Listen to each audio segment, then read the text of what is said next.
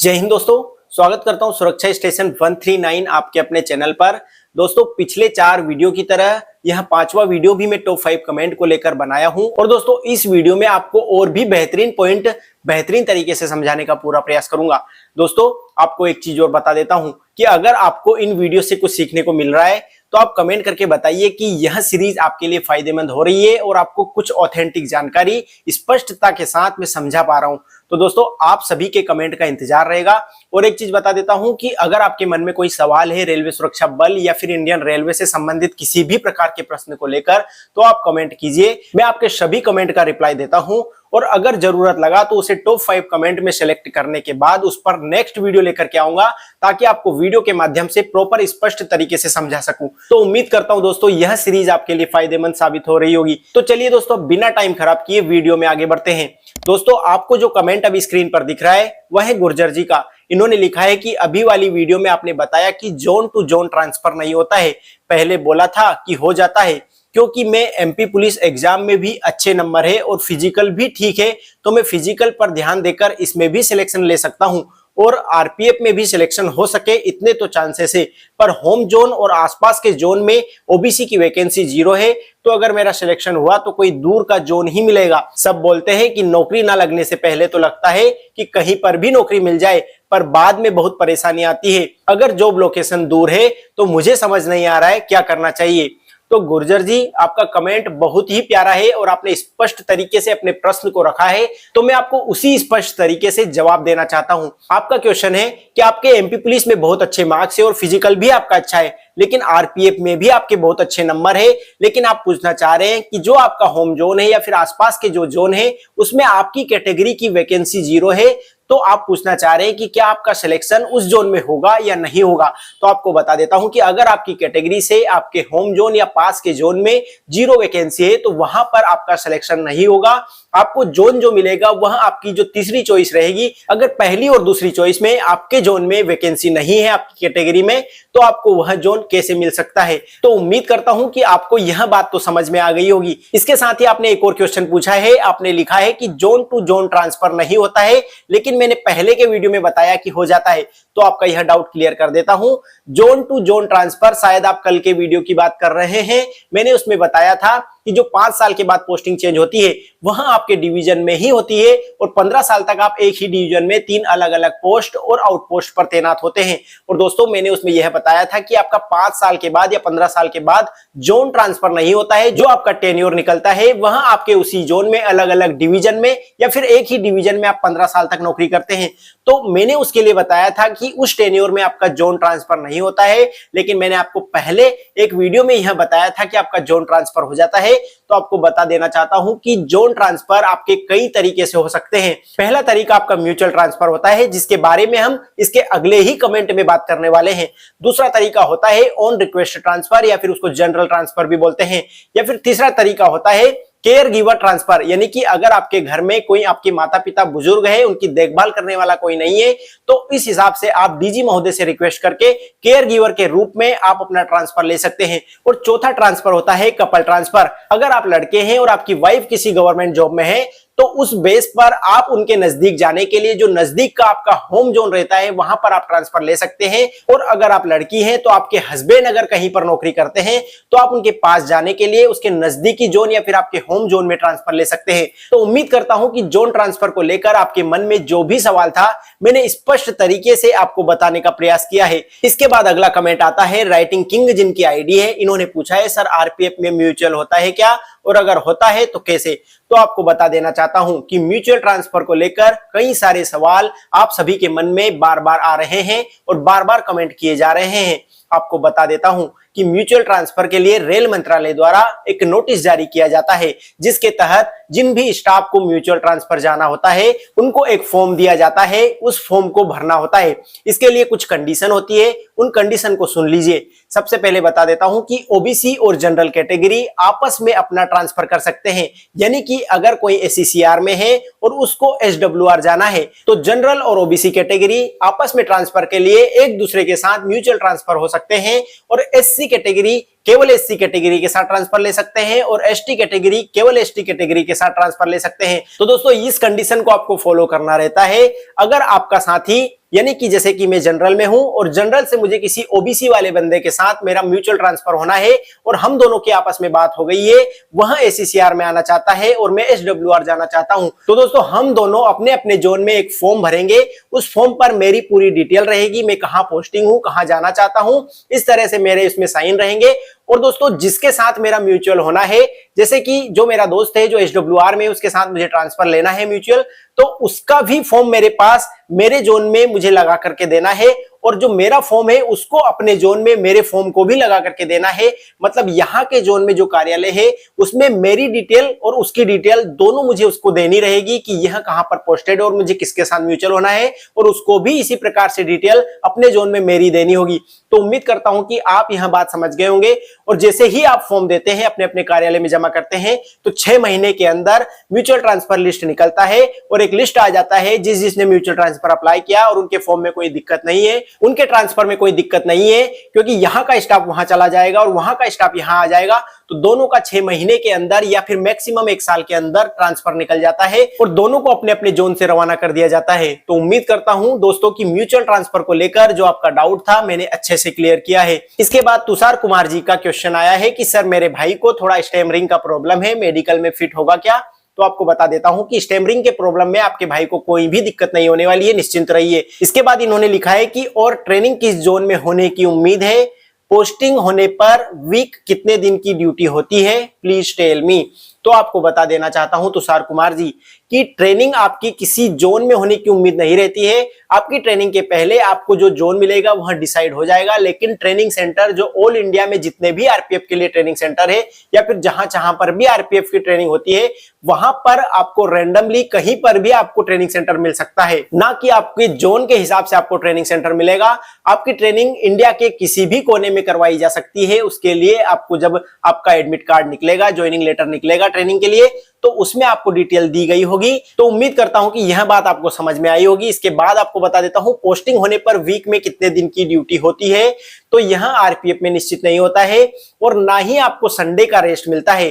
कई सारे साथीगण पूछ रहे थे कि सर संडे को रेस्ट मिलेगा या फिर हम क्या संडे को ड्यूटी करते हैं तो क्या उसका एक्स्ट्रा सैलरी हमको मिलता है? दोस्तों आप कोई ऑफिस ड्यूटी नहीं कर रहे हो, ना ही कोई बैंक की ड्यूटी कर रहे हो, आपके लिए यहां पर संडे ऑफ नहीं है, क्योंकि पैसेंजर की भीड़ संडे को बंद नहीं हो जाती है। इसलिए रेलवे सुरक्षा बल हमेशा अपनी ड्यूटी पर तैनात रहते हैं, उनको संडे से कोई मतलब नहीं है। मंडे से लेकर संडे तक आपकी ड्यूटी लगातार चलती रहती है। लेकिन हाँ, अगर आपको जरूरी काम है तो 6 दिन के बाद आप वीकली रेस्ट ले सकते हैं। और दोस्तों 6 दिन, अगर आप 6 दिन के बाद नहीं लेना चाहते तो 13 दिन के बाद आपको एक रेस्ट और एक सीआर मिलता है। वह भी आपके स्टाफ की पोजीशन पर डिपेंड करता है कि अगर आपके स्टाफ वहां पर पोजीशन सही है, अगर आपके ऑफिस में या फिर जहां पर आप ड्यूटी करते हैं जिस पोस्ट में, वहां पर स्टाफ की उपलब्धता सही है, तो आपको बिल्कुल रेस्ट टाइम टाइम पर मिलता रहेगा। इसके बाद अगला कमेंट आता है राम श्याम जी, जिनकी आईडी है, तो इन्होंने कम से कम 6 क्वेश्चन इनके कमेंट में पूछे हैं, तो मैं एक एक करके सभी का जवाब लगातार दे देता हूं। इन्होंने कहा है कि सर मैं गोपी यूपी से हूं और लेखपाल का भी बेसिक पे 21,700 है, तो क्या इसके लिए भी जॉब छोड़ते समय एनओसी चाहिए? मैं लेखपाल की तैयारी कर रहा हूं। तो आपको बता देता हूं कि अगर आपका बेसिक पे आरपीएफ के बेसिक पे के बराबर है या इससे ऊपर है, तो आपको प्रत्येक एग्जाम के लिए या किसी भी जॉब में जाने के लिए आपको एनओसी की आवश्यकता होती है। एनओसी का मतलब नॉन ऑब्जेक्शन सर्टिफिकेट होता है, यानी विभाग को कोई आपत्ति आपके जाने से नहीं होनी चाहिए। केवल एनओसी का यही काम होता है। आप एग्जाम देने जाएंगे तो आप उस बेस पर छुट्टी ले सकते हैं कि मुझे एनओसी मिला है तो मुझे छुट्टी दीजिए ताकि मैं अपना एग्जाम दे सकूं। तो आपको एनओसी, चाहे आपका बेसिक पे 21,700 हो या फिर इससे ज्यादा हो, आपको एनओसी लेना अनिवार्य होता है। उम्मीद करता हूं आपको समझ में आ गया होगा। इसके बाद आपने पूछा है सर ट्रेनिंग में शूटिंग के दौरान चाहे जितनी गोली फायर करके प्रैक्टिस कर सकते हैं? जी नहीं, आपका हर साल फायरिंग होता है। एक साल में कभी कभी एक बार फायरिंग के बाद जब स्टाफ बच जाते हैं तो उसके बाद सप्लीमेंट्री फायर होता है, तो आप कितनी भी गोलियां प्रैक्टिस के लिए नहीं कर सकते। यह नकली गोलियां नहीं होती है। आपको फायरिंग के दौरान, प्रैक्टिस के दौरान असली गोलियों से फायर करवाया जाता है, तो आप कितनी भी गोलियां फायर नहीं कर सकते। लेकिन आपका जो पैमाना रहता है, मैं उसके बारे में इस वीडियो में नहीं बता सकता क्योंकि मेरी भी लिमिटेशन है। तो आपको उस पैमाने के अनुसार ही फायर करना होता है, ना कि आप अपनी मर्जी से प्रैक्टिस के दौरान कितनी भी गोलियां फायर कर सकते हैं। इसके बाद इन्होंने अगला क्वेश्चन पूछा है त्योहारों पर छुट्टी मिल सकती है? ट्रेनिंग में और ट्रेनिंग के बाद भी छुट्टियों का क्या प्रोसेस रहता है बता दीजिए। तो आपको बता देता हूं कि ट्रेनिंग में आपको त्योहारों पर छुट्टी नहीं मिलेगी, वहां आपकी ट्रेनिंग है और ट्रेनिंग के दौरान आपको त्योहारों पर नहीं छोड़ा जाएगा, क्योंकि आपकी ट्रेनिंग लगातार चलती है। आपको जो मिड टर्म का गैप मिलेगा उसी में आपको आना होगा। और एक चीज आपने पूछी है कि ट्रेनिंग के बाद छुट्टियों का क्या प्रोसेस रहता है, इसके बारे में बता दीजिए। तो छुट्टी के बारे में एक ब्रीफ में वीडियो बाद में लेकर आऊंगा, लेकिन एक चीज बता देता हूं कि रेलवे सुरक्षा बल 24 घंटे 7 दिन 12 महीने अपनी ड्यूटी पर तैनात रहते हैं। तो त्योहारों पर तो सबसे ज्यादा रेलवे सुरक्षा बल का काम पड़ता है, क्योंकि त्योहारों पर ट्रेनों में भीड़ बढ़ जाती है और भीड़ का फायदा चोर उठाते हैं। जो भी चोरी करने वाले या फिर ऐसे अपराधी जो कि भीड़ का फायदा उठा करके कुछ अपना फायदा करना चाहते हैं, वह त्योहारों पर ही भीड़ का फायदा उठाने का प्रयास करते हैं। तो इस दौरान छुट्टी बंद का आदेश आ जाता है। लेकिन दोस्तों ऐसा मत समझिए कि आपको कभी भी त्योहारों पर छुट्टी नहीं मिलेगी। जो त्योहारों पर छुट्टी बंद का मैसेज आता है उसमें यहां लिखा रहता है कि स्टाफ की संख्या का इतना प्रतिशत से ज्यादा छुट्टी नहीं छोड़ना चाहिए। तो आपकी प्राथमिकता के आधार पर आपको छुट्टी मिलेगी। मतलब अगर आप हर साल छुट्टी जा रहे हैं, हर बार उस त्योहार पर छुट्टी जा रहे हैं और कोई स्टाफ छुट्टी नहीं जा पा रहा है, तो उस हिसाब से देखा जाएगा कि पिछली बार इस स्टाफ को नहीं भेजा था तो इस बार आपको प्राथमिकता दी जाएगी। इस हिसाब से छुट्टियों का प्रोसेस रहता है। और अगर आपके अधिकारी सही है तो आपको त्योहारों पर छुट्टी में कोई प्रॉब्लम नहीं आएगी, लेकिन वह डिपेंड करता है कि उस समय स्थिति कैसी है, उस समय क्या आदेश निकला है। तो उम्मीद करता हूं यह आप समझ गए होंगे। इसके बाद आपने पूछा है वैकेंसी ओबीसी की बहुत से जोन में 0 है, तो क्या वहां पोस्टिंग का कोई चांस नहीं है। मैंने इसके पहले भी एक कमेंट आया था, उसमें उनको बताया है कि अगर ओबीसी की वैकेंसी 0 है तो उस जोन में आपकी पोस्टिंग का कोई चांस नहीं बनता है। उस जोन के बाद आपकी जो प्रेफरेंस आपने भरी है उसमें आपकी पोस्टिंग होने की संभावना है। इसके बाद आपने पूछा है क्या ट्रेनिंग 8 घंटे से ज्यादा होती है। तो ट्रेनिंग में कोई समय सीमा नहीं होती है। 8 घंटा ड्यूटी नहीं है जो वहां पर आपको 8 घंटा करवाएगा। ट्रेनिंग का शेड्यूल अलग होता है, बीच बीच में गैप मिलता रहता है। सुबह से लेकर शाम तक जो शेड्यूल बंधा हुआ होता है उस शेड्यूल के अनुसार आपकी ट्रेनिंग होती है। कभी कभी नाइट में सरप्राइज चेकिंग होती है, तो वहां पर समय सीमा नहीं होती है। केवल आपको वहां पर ऐसे कठोर बनाया जाता है कि आपको कभी भी इमरजेंसी में कभी बुला लिया जाता है, तो आप हमेशा एकदम तैयार रहेंगे। तो इस प्रकार ट्रेनिंग में कोई समय सीमा नहीं होती है। इसके बाद आपने पूछा है क्या पोस्टिंग के बाद खुद कहीं रूम लेकर रह सकते हैं। जी हां, आप पोस्टिंग अगर आपकी हो जाती है तो अगर आपको रेलवे क्वार्टर पसंद नहीं आता या फिर किसी जगह पर अगर रेलवे क्वार्टर मौजूद नहीं है तो आप कहीं पर भी रूम लेकर रह सकते हैं। उसका एचआरए आपको मिलता है। अगर आप क्वार्टर लेते हैं तो आपको हाउस रेंट अलाउंस जो रहता है वो नहीं मिलता है, और अगर आप रूम लेकर रहते हैं तो आपका एचआरए आपको मिलता रहेगा। तो उम्मीद करता हूं आपने जो 6 क्वेश्चन पूछे थे, बहुत सारे क्वेश्चन आपने एक ही कमेंट में पूछ लिए, तो मैंने सभी का जवाब दिया और आप सभी की इस क्वेश्चन के द्वारा मैंने मदद करने का प्रयास किया। इसके बाद अगला और अंतिम कमेंट है गौरव कुमार सैनी जी का। इन्होंने लिखा है गुरुदेव प्रणाम, मेरा एसएससी-जीडी में आईटीबीपी में सिलेक्शन हुआ है। तो इसके लिए आपको सबसे पहले मैं बधाई दे देता हूं कि आपका आईटीबीपी में भी चयन हुआ है, आपको बहुत बहुत बधाई हो। बट मेरा आरपीएफ कांस्टेबल का फिजिकल क्वालिफाई है और उसमें नंबर 95.56 है। यूआर से दिल्ली पुलिस में भी मैं ईडब्ल्यूएस से हूं और 71.25 नंबर है। यदि सर मैं आईटीबीपी ज्वाइन करता हूं तो ना तो मुझे आरपीएफ का मेडिकल के लिए और ना ही दिल्ली पुलिस के फिजिकल के लिए लीव मिलेगी। तो सर प्लीज एडवाइस मी, क्या किया जाए, आईटीबीपी ज्वाइन किया जाए या नहीं। यदि ज्वाइन कर लूं तो छुट्टी नहीं मिलेगी वहां से आरपीएफ और दिल्ली पुलिस के मेडिकल और फिजिकल के लिए। सर प्लीज एडवाइस मी। आप एडवाइस नहीं दोगे तो फिर हमें कौन देगा। एक गुरु ही एक शिष्य का एकमात्र सहारा होता है। तो गौरव कुमार सैनी जी, सबसे पहले तो मैं आपको बता देता हूं कि आपने मुझे गुरु माना क्योंकि मैं आपको कुछ सिखा रहा हूं, लेकिन मैं आपको बता देना चाहता हूं कि यह आपका बड़प्पन है, लेकिन मैं कोई गुरु नहीं हूं। मैं आपका सखा हूं, मैं आपका साथी हूं, मैं आपकी मदद कर रहा हूं। मुझे भी आपसे बात करने में और आपकी मदद करने में बहुत ज्यादा खुशी अंदर से महसूस होती है, लेकिन आप गुरु का सहारा मत दीजिए। आपके गुरु आपके माता पिता है और जिन्होंने आपको पढ़ा लिखा कर इस लायक बनाया वह आपके गुरु है।